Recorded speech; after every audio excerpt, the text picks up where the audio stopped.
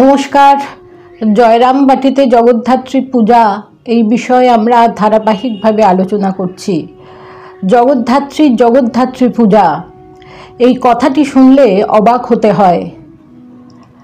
কয়েকজন ভাগ্যবান ভক্ত যেমন চন্দ্রমোহন দত্ত, স্বামী মহেশ্বরানন্দজি মহারাজ, বাসনা মা, হরিপ্রেমানন্দজি মহারাজ, এদের মা জগদ্ধাত্রী রূপে দর্শন দিয়েছিলেন।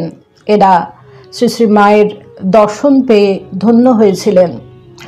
1891 সাল জয়রামবাটিতে জগদ্ধাত্রী পূজা উপলক্ষে স্বামী শারদানন্দ, স্বামী বিরজানন্দ, বৈকুণ্ঠ সান্যাল, হরমোহন মিত্র, যোগেন মা, গোলাপ মা কলকাতা থেকে বর্ধমান হয়ে গরুর গাড়িতে বহু জিনিসপত্র নিয়ে কামারপুকুর পৌঁছন।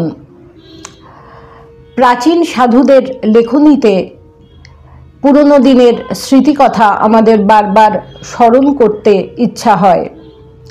স্বামী বিরজানন্দ 38 বছরের শ্রী শ্রী মায়ের মাতৃত্ব কি সুন্দরভাবে কর্ম সেবার মাধ্যমে ফুটে উঠেছিল তারই বর্ণনা দিয়েছেন। তিনি লিখেছেন, কামারপুকুর থেকে পরদিন সকালে মুটেদের মাথায় সব বোঝা দিয়া আমরা পদব্রজে প্রায় 2 ক্রোশ মাঠের আল ধরিয়া হাঁটিয়াও পথে আমোদর নদী পার হইয়া জয়রামবাটিতে শ্রী শ্রী মায়ের চরণ প্রান্তে উপনীত হইলাম। মা আমার চিবুকে হাত দিয়া চুম্বন করিলেন। আমাদের পাইয়া তাহার সে কি আনন্দ! কি করিবেন, কোথায় রাখিবেন, কি রান্না করিয়া খাওয়াইবেন যেন ভাবিয়া পান না। সেই জন্য দিন রাত খাটিতে লাগিলেন। নানা ব্যঞ্জনাদি নিজে হাতে 2 বেলা রাঁধিতে ব্যস্ত থাকিলেন ও বসিয়া খাওয়াইলেন। খাওয়াইবার জন্য পিড়াপিড়ি করিয়া পাতে দেওয়াইলেন। অমন অমৃতের মতো রান্না জীবনে কখনো খাই নাই। সকাল 9টা-10টার সময় একটা বড় থালা ভরা ঘিয়ে মাখা মুড়ি, কামারপুকুরের মিষ্টি, কড়াইয়ের ডালের জিলিপি, বেলা 1টার সময় নানা ব্যঞ্জনাদির সহিত ভাত, বৈকালে চা, রাত্রে লুচি ভাজা তরকারি। অমন মুড়ি কখনো খাই নাই। দ্বিতীয়বার যাইয়া আরও চাহিয়া আনিয়া খাইতাম। মায়ের হাতের বাড়া ভাত ও তরকারি, মাছ চাটুই, যাহা ঠাকুর খাইতে খুব ভালোবাসিতেন, কড়াইয়ের ডাল, পোস্ত চচ্চড়ি। মা নিজে আরও খাইবার জন্যে পিড়াপিড়ি করিতেন। এই জন্যই প্রায় দ্বিগুণ খাইয়া ফেলিতাম। সে রান্না যে কি সুস্বাদু ও মিষ্ট লাগিত তাহা বলা যায় না। যেন স্বর্গীয় কিছু এখনো যেন মুখে লাগিয়া রহিয়াছে।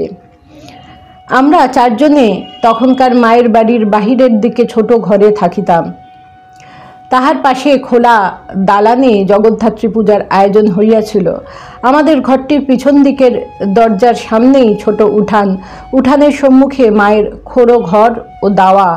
তাই আমাদের ঘরের দরজা খোলা থাকিলে মা দাওয়ায় বসিয়া তাহার তরকারি কোটা প্রভৃতি কাজ করিতেছেন দেখা যাইত।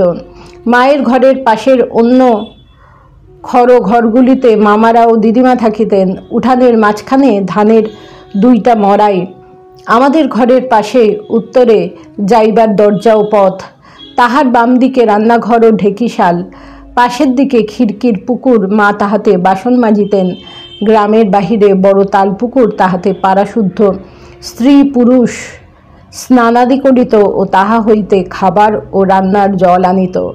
মাও তাই করিতেন, নিজে কলসি করিয়া জল আনিতেন।